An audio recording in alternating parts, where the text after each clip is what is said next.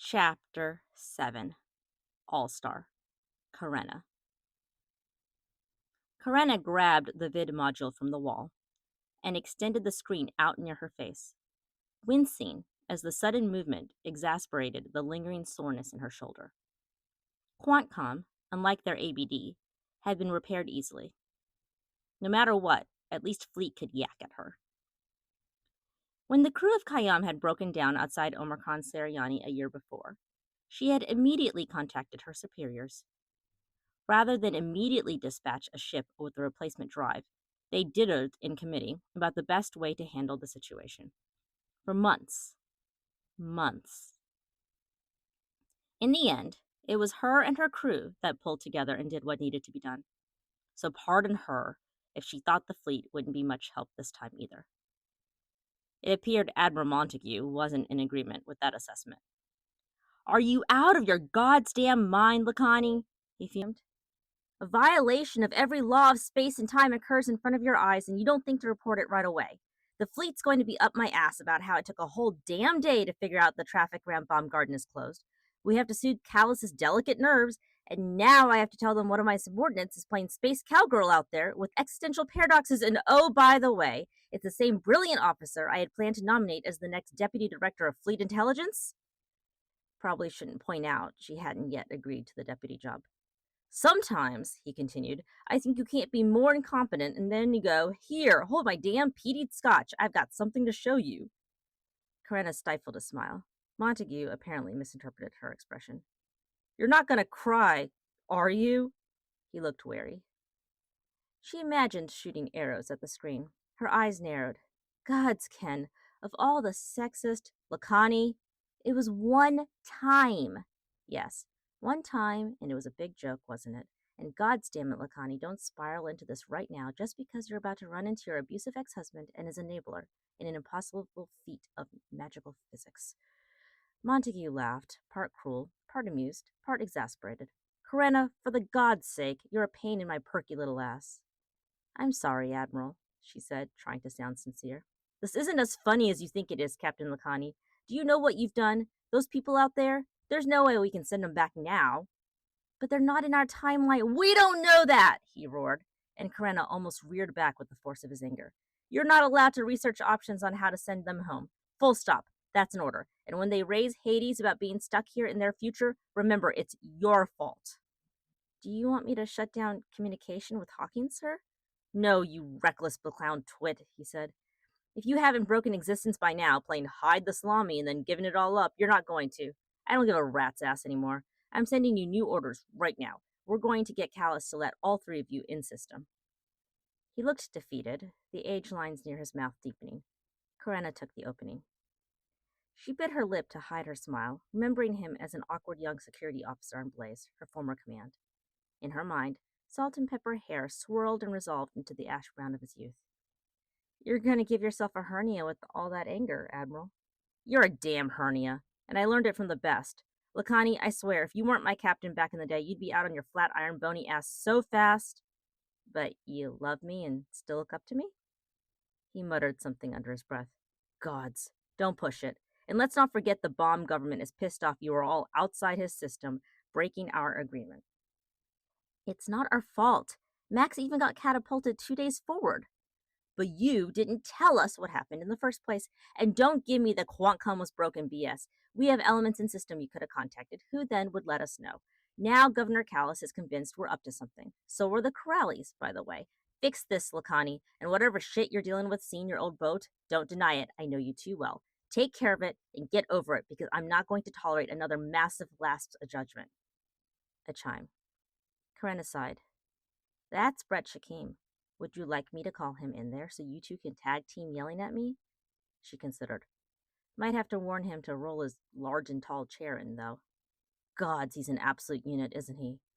Montague cleared his throat and folded his arms.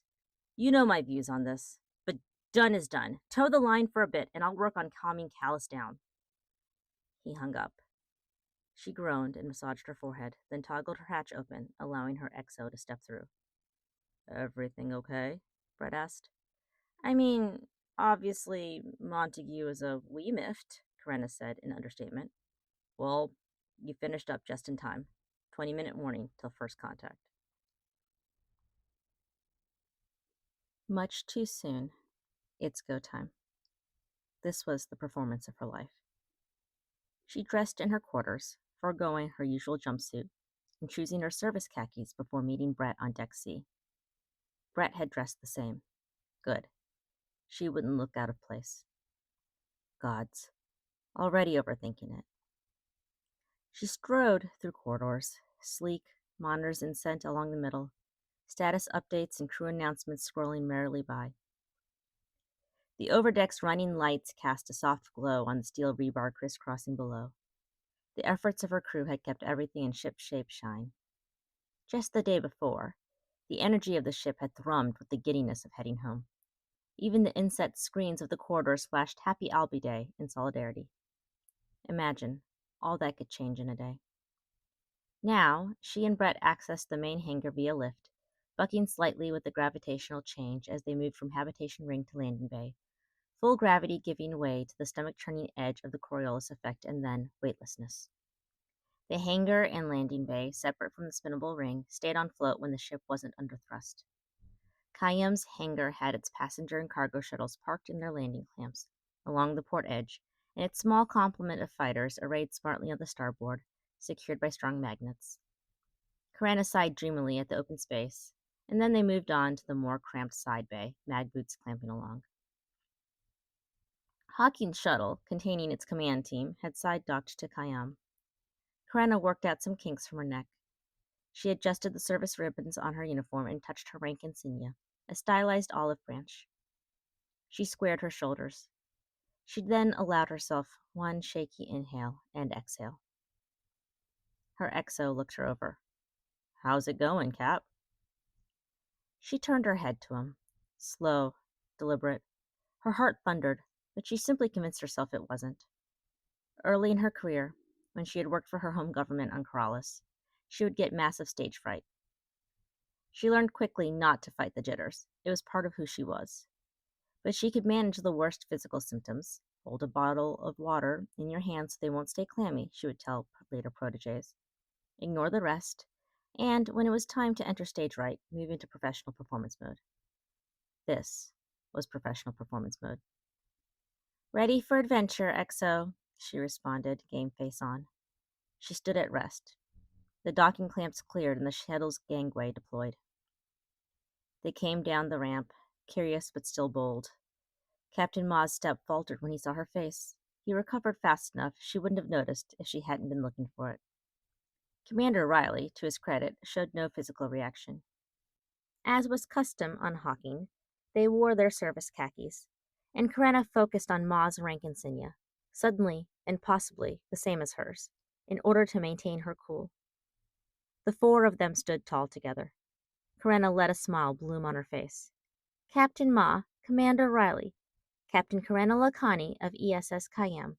Pleased to see you both again." Neutral, polite face on, effervescent and cool. She turned to Brett. "I believe you had been speaking to my XO, Commander Brett Shakim." Brett nodded at them. "Commander Shakim," Ma acknowledged, with a gravelly voice she hadn't heard in almost 60 years. "It's nice to finally meet you in person." He turned back to Karenna. "And it goes without saying. Nice to see you. Captain Lakhani, is it? I admit this is quite a surprise." "Although there were rumors," Riley supplied. "Didn't think it meant this, though." He grinned in that charming way he had. Karenna chose to ignore it. "Gentlemen," she said, indicating the door. "Shall we?" She regarded them as they walked, wrestling with the devil's mixture of fond remembrance and pained resentment. Captain Wendell Ma, a verifiable legend, stocky and dignified. His gray beard, intelligent and purposeful eyes, and leathery coppery skin channeled a jaunty old sea captain. Commander Donald Riley didn't have the same sweet, boyish looks Tim had, but that chiseled, arrogant face, self-possessed bearing, widow's peak, and curious smile made him a gorgeous recruitment poster. People who met him immediately liked him, to their detriment. "I apologize for the secrecy," Karenna continued as they walked, projecting her voice above the sound of their clanging footsteps. not looking back to see if they had yet recovered from their shock. All just a day in the office. Of course, we dispensed with the formalities rather quickly, but we still wanted to ensure we weren't willfully and neglectfully taking adverse action against our own timeline. The words seemed like play acting to her, confident, dignified, a rehearsed speech, but she could sell it. She'd always been able. They paused for a moment while entering the lift to the habitation ring. Karenna explained the basics, namely, her status as an ancient. She watched Ma's eyes light up with a newfound respect. How she used to crave that respect. They moved up to full gravity, and then Karenna led them up the ladder onto her pride and joy. She allowed them a moment to assess their surroundings. Her bridge was sleek and modern, but nowhere near as large as what they had on Hawking. Kayam was a frigate, suited to special ops missions in single battle areas. Hawking, a heavy cruiser, had been an impressive ship for its day, the jewel of the fleet to be exact, a visible reminder of the force of United Earth. She introduced them around to her senior bridge team, starting with Hollis and Hale. Riley, still the Riley she remembered, flashed a 1,000-watt smile at Hollis. Hollis merely seemed confused as to why he was showing her his teeth. With Grady leading the teams over on Hawking, his deputy, Lieutenant Commander Lee Hale, was up top for once, away from her greasy habitat. Her dark skin hid blushes easily, but her ears went telltale pink when she met Ma. "I can't believe it, sir. I'm so excited to meet you," she gushed. "I remember reading all about you in primary school and being in awe." Captain Ma seemed startled, but Commander Riley laughed loudly and pleasantly. "You hear that, sir?" he said, slapping his captain's back with vigor. "You're a legend." Ma shook his head in bemusement. Oh yeah, this banter, this joviality, which had hid so much. Why were the worst people the most convivial? She gestured to the helm and introduced Tim and Garcia. Riley raised an eyebrow at Tim's last name and turned to her as if for confirmation, but she duly ignored him. Tim, for his part, was one clenched asshole away from combusting on the spot, but maybe only Karenna could see, and she loved him for it. "You should get your holocom out, Captain, to mark this historic moment," Brett suggested. She shook her head sharply. "Still taking pictures, huh?" Donald asked her as an aside, knocking shoulders with her in an apparent show of camaraderie. "Didn't think that was a long-term hobby." Her shoulder tightened in recoil. In fact, her whole body prickled and fought off the sensation of physical contact, and she breathed through it so no one could see. "It's easily portable," she said instead, and left it at that. A large meeting. Weird. Uncomfortable. Mercifully short. Brett took Riley on a tour, and then it was just her and Captain Wendell Maw. "I remember a fondness for tea?" she asked the man, settling himself onto her couch. "I do indeed," Ma said with a blossoming smile. "Thank you for remembering." She provided him with a tea bag and a cup she had liberated from float storage. "Would you mind terribly," he asked, "telling me about becoming an ancient?" She caught his eyes, momentarily flummoxed. He opened his mouth, possibly to apologize, and she shook her head. "No, it's fine. I just haven't had a question like that in a long time. I didn't know at the time that it had happened.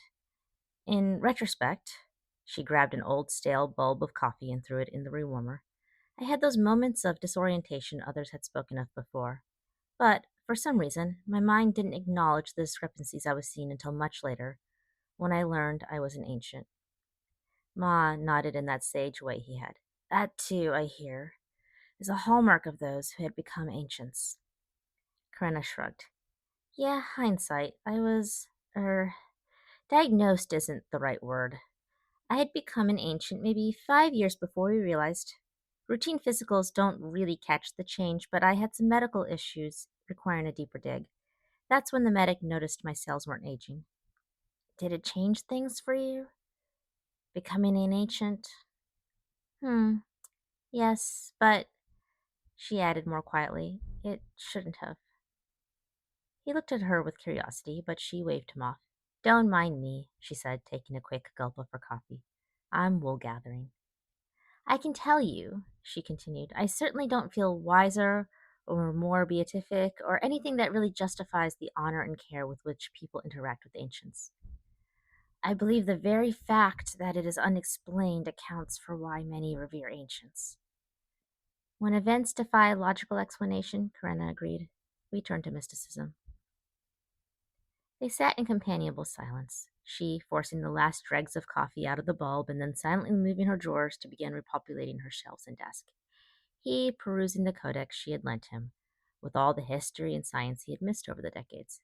He belonged, there in her wingback guest chair sipping his tea. Gods, this is why people respected Ma. He was so dignified. Who did he see when he looked at her? The new fellow captain he had just met? An ancient who also technically outranked him seniority wise? Or Ren? She might have been matching him one for one in respectability right now, but it was a skin, something she would itch to take off at the end of the day. Stilted, stiff, a role, not her. For some reason, having him here, having Hawking here, highlighted her inadequacies in bas relief. She was an imposter, a navel gazing, deflated tit. She snorted at the imagery. Ma looked up with a curious smile. You don't want to know, she said with sardonic air, and at that moment she felt herself. How is the history reading going? Quite well. I appreciate your hospitality, Captain. But I gather giving us the keys to the kingdom here, he said, indicating the room with his hands, means we're never going home. He blinked twice, as if supremely uncomfortable, and looked into the distance. She knew how that felt, and at least in her case, they had known they'd eventually get back, as long as they didn't die from lack of oxygen first. It's my fault, she said immediately. I rushed to contact, and now Fleet has ordered us not to research ways to send you home for fear of sullying the timeline. Not that they could stop her. Even though I think we're likely dealing with some sort of alternate universe, fact is, we don't know. Perhaps you're missing in that universe, and perhaps we can get you back. I'll work on wearing Fleet down, but we might need to prepare your crew for the possibility you're here with us forever.